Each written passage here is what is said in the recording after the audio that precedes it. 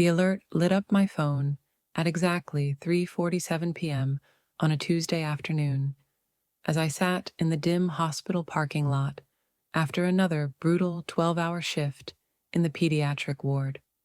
My mother's text in our family group chat was devastatingly casual, almost cheerful in its cruelty.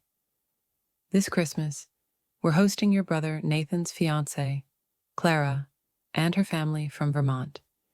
We won't have room for you and Lily at the dinner table. My 7-year-old daughter, Lily, brilliant, curious, and autistic, had apparently been deemed expendable for the sake of impressing strangers from a wealthy corner of Burlington. Then came Nathan's follow-up that made my stomach twist. But we still want you to make dinner like always. Dad chimed in next, predictable as ever. And don't guilt-trip anyone this year, please. Oh, and I still want my new Apple Watch. I stared at those words, parked in my old sedan as happy families passed by, holding hands, laughing, and realized something painful yet liberating. After 32 years, I was done being the family's invisible laborer. It wasn't shocking. It was just another Tuesday in the Holloway household of suburban Columbus, Ohio. For more than a decade, I'd been the default cook, gift shopper, event planner, and emotional janitor, never quite good enough to be considered equal. When Nathan graduated from Ohio State Law, who hosted his party for 50 guests? Me? When Dad needed cataract surgery last spring, who took unpaid leave to drive him to appointments? Me. When Mom wanted to impress her book club with homemade hors d'oeuvres every month, who prepped them at no charge? You already know. And still, despite everything, I was never quite family enough to deserve a seat at the table. I glanced at Lily's booster seat in the rearview mirror, decorated with glittery star stickers she'd placed there herself. She'd been counting down to Christmas since Halloween, planning sugar cookie shapes and asking if we could hang extra lights on our porch this year. How was I supposed to tell my daughter that her grandmother didn't think she belonged? The thing about Lily that my family never understood was that she experiences the world with a kind of clarity most adults have long forgotten. She can name every planet's moon, solve math riddles that stump her teachers, and sense emotions before anyone speaks. She just processes life differently. She needs routine, order, and quiet. To my family, this translated into one word: embarrassment. Ever since her autism diagnosis 3 years ago, gatherings had turned into minefields of whispers and sideways glances. They called her too sensitive or said she needed more structure, which really meant keep her away when guests come. They'd forgotten to include us in Easter brunch texts, left us off the annual lake house trip, and always miscounted the seats at dinner. My phone buzzed again. Nathan. Oh, and can you pick up Dad's watch from Best Buy? Thanks. Right. Of course. Let me just drop another $800 on someone who couldn't spare a chair for my child. I sat in the car, surrounded by laughter and headlights, and did something I'd never done before. I turned off my phone. For the first time in my adult life, I realized I didn't have to keep accepting this. The emergency ward was unusually quiet that evening, giving me too much time to think. While helping Dr. Chen treat a little boy who'd fallen off his skateboard, I noticed how kids are honest in ways adults forget. The boy stared at his scraped knee and said plainly, "That hurts." Simple. No guilt, no manipulation. During my short break, I turned my phone back on. 17 missed calls, 41 unread texts. The family group chat looked like a digital riot. Mom, Maya, answer your phone immediately. Dad, this behavior is childish. Nathan, seriously? You're ignoring us now. Then came a new message that made my jaw tighten. One from Aunt Valerie, who had somehow been added to the chat. Can't wait to meet Clara's family. What time should we arrive? They'd invited extended family from Akron. So much for no room. There was room, just not for Lily and me. Scrolling through years of similar messages felt like watching a slow-motion betrayal. The Florida vacation we weren't invited to because travel might be too much for Lily. The Thanksgiving I cooked for 14 people, but found only 13 plates on the table. Each time I'd made excuses for them. Told myself it wasn't intentional, that they just forgot. But sitting there at 2 a.m., still in my scrubs, I finally said it aloud to my coworker, Rosa. My family's ashamed of my daughter because she's autistic. The words hung in the air, quiet, raw, and freeing. It felt like stepping into truth after years of pretending. The next morning, Lily bounced into the kitchen wearing her red Christmas pajamas patterned with snowflakes and reindeer. She'd been planning our holiday since October. Lists of cookies, decorations, carols, and gift ideas scribbled in colorful markers. Mommy, can we make those brownies with candy canes and pretzel antlers this weekend? She lined up her toast, orange juice, and vitamins with perfect precision, needing the pattern to feel right in her world. I watched her for a moment, so bright, so gentle, and wondered how anyone could see her as a burden instead of the miracle she was. That's when it hit me. I opened my laptop and started searching for Christmas in Chicago. The Langham Hotel had a holiday package that cost about what I'd planned to spend on family gifts.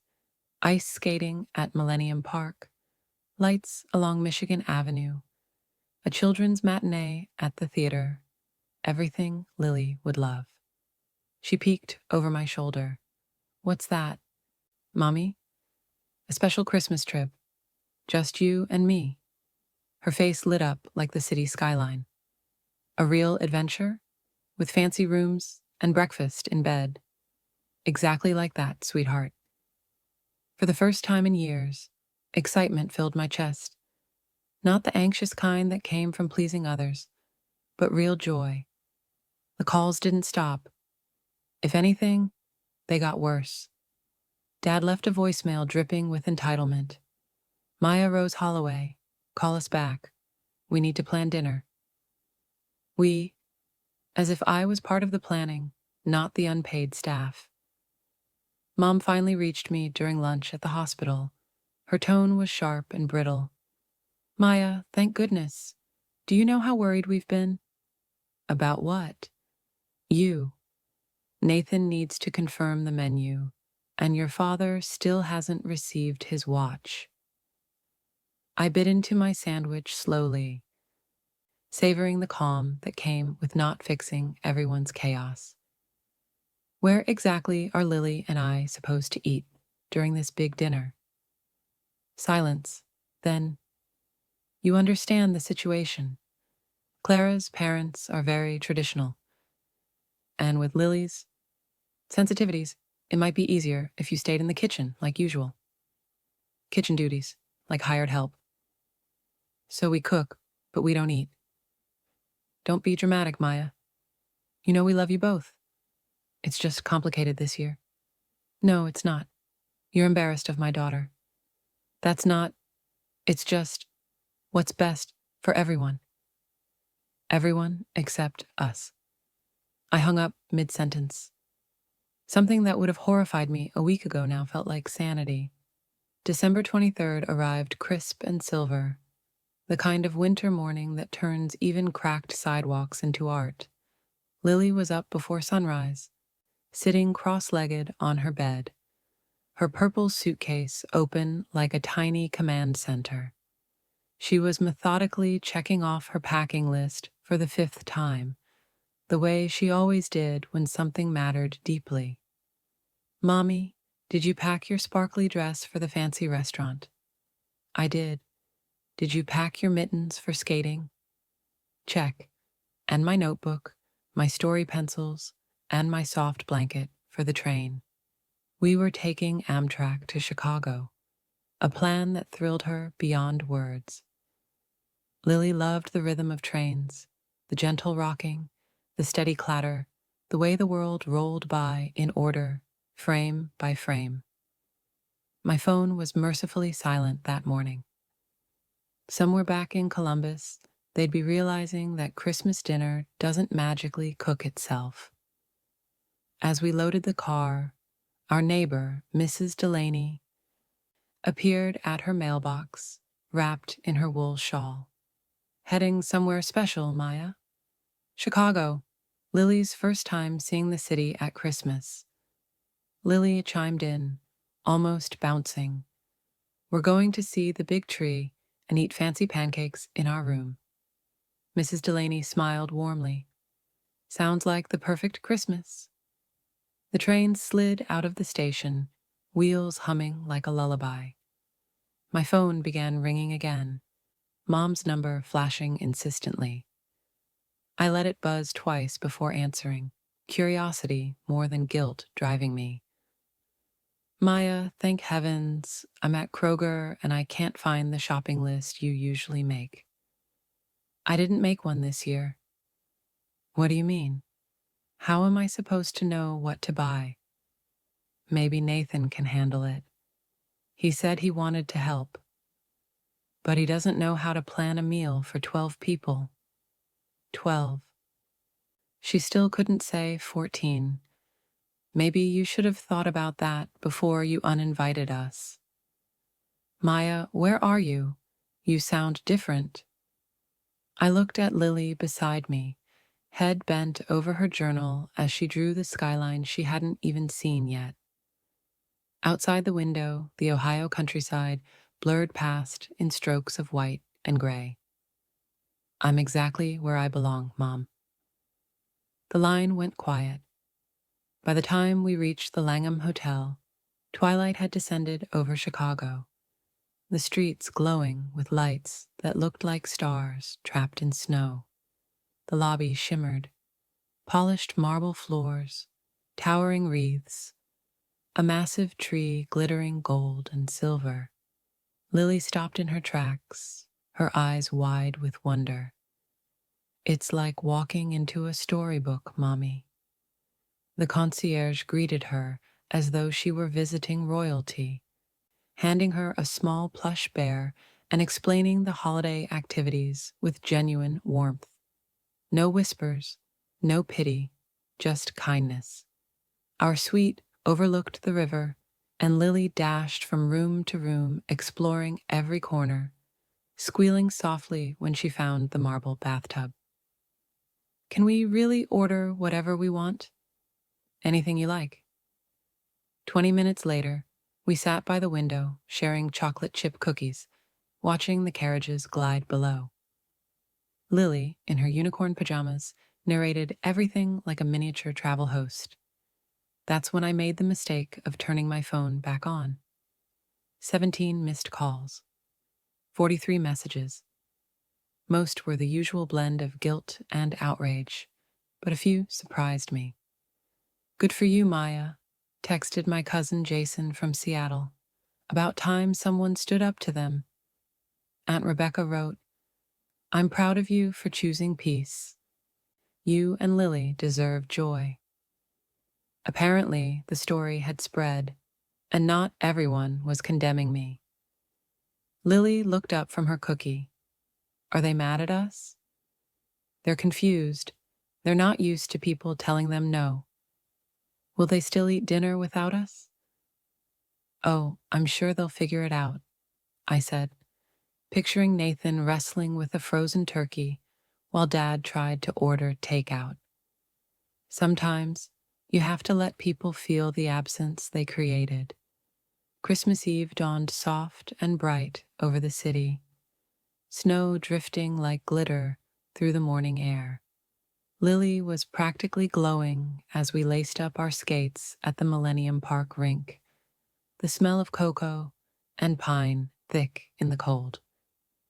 She clutched my hand as we stepped onto the ice, a little shaky at first, but laughing with every fall. By her third attempt, she was gliding in small circles, giggling alongside another little girl visiting from Texas. Watching her, hair flying, cheeks pink, joy completely unfiltered, I felt something inside me heal. This was what childhood was supposed to be. No judgment, no pressure, just laughter and freedom. That night, we dressed up for dinner at the hotel restaurant, where the chandeliers sparkled like stars caught indoors. The waiter smiled at Lily's excitement and treated her like any other guest, not as someone to be tolerated. We shared chocolate souffle, her favorite, and for the first time in years, Christmas felt like it truly belonged to us. Then my phone rang one last time. It was Nathan. His voice was smaller than I'd ever heard it, stripped of his usual confidence. Maya, I need to say something. Go ahead. We tried cooking dinner ourselves today. It was a disaster. I could hear clattering in the background and Mom's frustrated voice. The turkey was still frozen in the middle. Mom burned the stuffing, and Dad finally ordered takeout. He sighed. Clara's parents were polite, but I could tell they were uncomfortable. Her dad asked who normally does the cooking, and Mom said we didn't have a caterer. I had to tell them the truth, that you've done everything all these years, and we never appreciated it. His tone cracked slightly. Clara's father runs a nonprofit for neurodiverse kids. He talked about autism, how brilliant and capable children like Lily are, and how their way of seeing the world isn't a flaw, but a gift. Silence. Then softly, "We were wrong, Maya. I was wrong. I'm sorry." It wasn't a perfect apology, but it was real. 3 months later, Lily and I were planning our spring trip to San Francisco, another mother-daughter adventure. It had become our new tradition, to go somewhere new each season, just the two of us. My family had tried, in their own uneven way, to do better. They sent cards, called occasionally, asked questions about Lily's interests. I didn't hold grudges, but I didn't hand out easy forgiveness either. Growth takes time. What mattered most was what Lily and I had learned together. Our worth was never up for family debate. We didn't need permission to take up space or to celebrate life loudly. We were enough, completely, wonderfully enough, just as we were. As Lily packed her notebook for our next trip, she looked up at me and smiled. "Mommy, do you think every Christmas will be this happy now?" "I think every Christmas will be ours," I said, brushing her hair behind her ear. "Because once you've had Christmas in the city, surrounded by love that's real and peace you've built yourself, everything else is just gravy." If this story touched you, share what it means to choose yourself and the ones you love most. Remember, you never have to beg for a seat at someone else's table. You can build your own and make it beautiful.